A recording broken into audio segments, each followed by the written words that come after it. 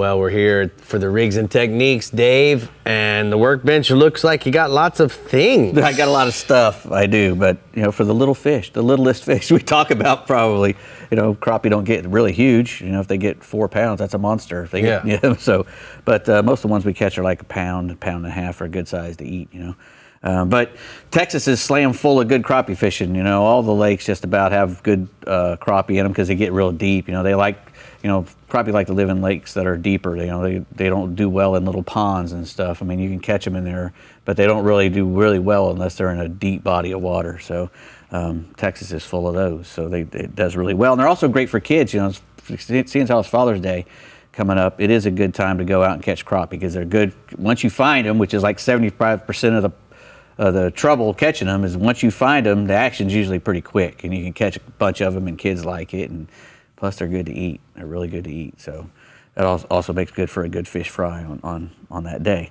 But there's 4 main techniques. You can troll for them, slow trolling with a trolling motor, or even with the wind and a windsock.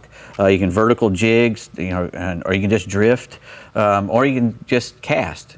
Still fishing or just casting. They eat a lot of things, little things, and so they're pretty easy to catch again once you find them. The best live baits for them is a minnow, a tandem minnow rig like these from Eagle Claw that you can buy in the store. Those you put a couple of minnows on there on top of the fish, and you're going to get a bite because they love a minnow. When you're using these things, you want to be careful, especially if you're slow trolling them or whatever. You don't want to troll them too fast. You don't want to troll them too slow. You want to troll them just right, because if you troll them too fast, then they start getting up above the cover, and you don't want that. You don't want them blowing back and getting up above the cover and being an unnatural presentation. And if you're straight up and down with these on the minnows, a lot of times the minnows will tangle up because they're not having any resistance against them, and they can just freely swim around. And if you're at 0 degrees, you're going to get a tangle. But if you got a good little 10 or 15 degree arc on it when you're slowly trolling along, that's about what you want. So so look something like this. Yeah, exactly. So that they'll stay separated, and you'll get a hookup when you get a bite. These little Aberdeen hooks are really probably the best ones. A little long shake, so you can get them out real easy. If you catch a short fish, you can get it out and get a good. And so Eagle Claw, this thing comes actually made. All you got to do is put on your minnow. Yep, put a weight on the bottom. Put a weight on the bottom and tie it on and put your minnows on, and you're ready to go. Good. Now you can also use tandem rigs with jigs.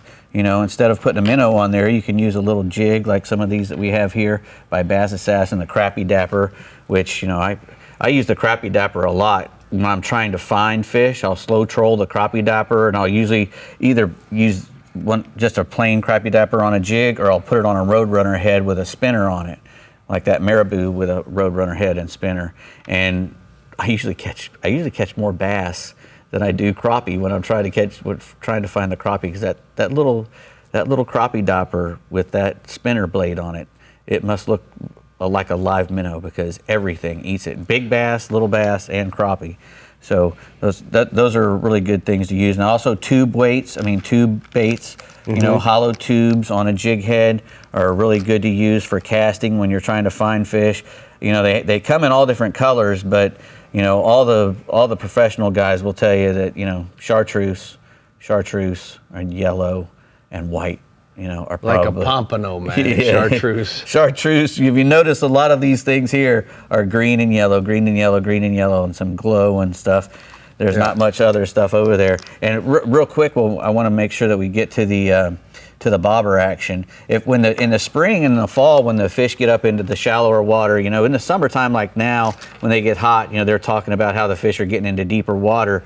When they're up in that shallow water, and you want to keep your jig in that area above them, so that they'll come up and eat. It's really cool to throw the little bobber out and a jig underneath of it, 6, 8, 10 inches, depending on how deep the water is and where the fish are hanging. So they'll come up and eat that jig. If you try to throw that jig out there when they're in that real shallow water, it'll sink below them a lot of times before they get a chance to get after it. And you'll get more bites with using the bobber, just popping it along the surface and letting that jig work under it, just like a popping cork for a big trout or a redfish. Mm-hmm.